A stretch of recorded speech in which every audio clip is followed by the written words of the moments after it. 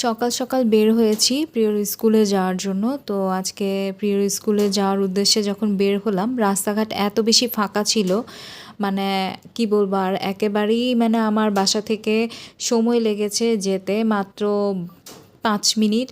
তো ৫ মিনিটও বলা যাবে না, মানে ৩ মিনিটে মনে হয় আমি যেয়ে পৌঁছেছি। আর দেখা গেছে রাস্তাঘাটে প্রচণ্ড ফাঁকা।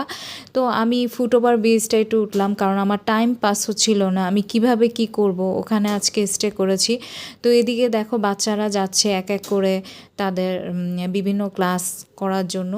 তো এখানে আকাশ বাতাস সব কিছু দেখতেছি, সব কিছু ভিডিও করতেছি, যে মানে কি সময় তো পার হচ্ছে না ভাই। আর পরিচিত ভাবিরাও নাই যে তাদের সাথে একটু কথাবার্তা বলবো। এখানে সবাই মোটামুটি অপরিচিত, আর মানে একজন আরেকজনকে চিনি না। তো তারপরেও নতুন করে বন্ধুত্ব তো হয়েই যায়, কথাবার্তা তো চলেই, এটা কোনো ব্যাপার না। তো স্কুলটা পুরাই ফাঁকা। তো আমাদের কি করছে আজকে, ওয়েটিং রুমে বসতে দেয় নাই। ওয়েটিং রুমে ওই যে গন্ডগোল হইল, মানে একটা যে তোমরা তো জানোই সবাই যে একটা প্রবলেম হয়েছে কিছুদিন আগে আমাদের দেশে।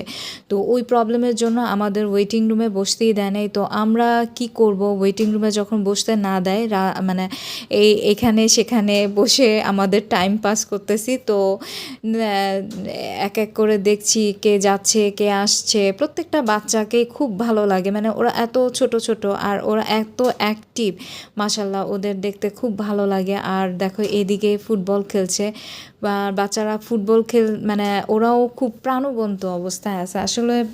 বাচ্চাদের মধ্যে যখন খেলাধুলা চলে আসে কিংবা বড় একটা মাঠ পায়, ওরা এত বেশি প্রাণবন্ত হয়ে যায়, মানে দেখতেই ভালো লাগে। তো আমি আসলে মানে আমার বোরিংনেসটা না আসলে কেটে গেছে যখন নাকি ওদেরকে দেখছি, ওদের ভিডিও করছি। তো মনে হয়েছে যে না, আমার আসলে বোর লাগতেছে না। আর এত সুন্দর আবহাওয়া ছিল, মানে বাতাস, মানে কি বলবো, আর রৌদ্র ছিল, বাট ঠান্ডা একটা বাতাস, অসাধারণ লাগছিল। তো আমি দেখছি, ভিডিও করতেছি, তো এরই মধ্যে টাইম আর পাস হচ্ছে না। তো একসময় চিন্তা করলাম যে আমি আমার নিজেকে একটু ভিডিও করি, মানে নিজেকে দেখতে কার না ভালো লাগে বলো। তো আমার আবার এই জিনিসটা আছে যে দেখো গাছটা কি সুন্দর, অসাধারণ লাগতেছে গাছটা। তো আমি চিন্তা করলাম এই গাছের নিচে বসে দেখি একটু ভিডিও টিডিও করা যায় কিনা। তো গাছের নিচে বসলাম, গাছটাও দেখতে খুব ভালো লাগতেছে। দেখো এই যে আমি পা নাড়াচ্ছি, আমার জুতাটা অনেক ময়লা হয়ে গেছে, বাসায় যেয়ে ধুইতে হবে, চিন্তায় আছি যে বাসায় যেয়ে ধুবো। তো তো আকাশটার দিকে তাকিয়ে মনে হচ্ছে আকাশটাকে যদি আমি ভিডিও না করি আকাশটা হয়তো রাগ করবে, মানে এত সুন্দর, মানে আমি তোমাদেরকে বুঝাইতে পারবো না কি পরিমাণে একটা সুন্দর একটা আবহাওয়া যে ছিল, মানে অসাধারণ ছিল। মানে না ঠান্ডা না গরম, আর একটা মিষ্টি একটা হাওয়া, মানে কি বলবো, দেখো এই পাতাগুলো কিভাবে নড়তেছে, মানে অসাধারণ লাগতেছিল ফিলিংটা আসলে। তো এদিকে আবার বাচ্চারা দেখা গেছে স্কেটিং করতেছে, স্কেটিংয়ের জন্য দেখো এইভাবে, মানে এগুলো দেখতে দেখতে মানে এত ভালো লাগা কাজ করতেছিল আজকের দিনটা, মানে কি বলবো, মানে খুবই ভালো গেছে আলহামদুলিল্লাহ। বিকেল 4:30টায় আর তোমার ভাইয়া বললো যে বাইরে টিপ টিপ করে বৃষ্টি পড়তেছে। তো আমার খুব ইচ্ছা হইলো যে আমি একটু মানে আমরা তিনজনই একটু ঘুরি। তো আমি তোমার ভাইয়াকে বললাম যে চলো আমরা একটু ঘুরি। তো রিক্সায় করে ঘুরি, বৃষ্টিটা মানে ছিটাপাটা বৃষ্টি, এটা আসলে বৃষ্টি মাথায় পড়লে ঠান্ডা ঠান্ডা লাগবে না, এরকম একটা বৃষ্টি আর ঠান্ডা আবহাওয়া, মানে তো সব কিছু মিলায় খুব ভালো লাগতেছিল। তো তোমার ভাইয়া বললো যে এক রিক্সায় 3 জন উঠানো যাবে না, কারণ আমরা তিনজনই হেলদি।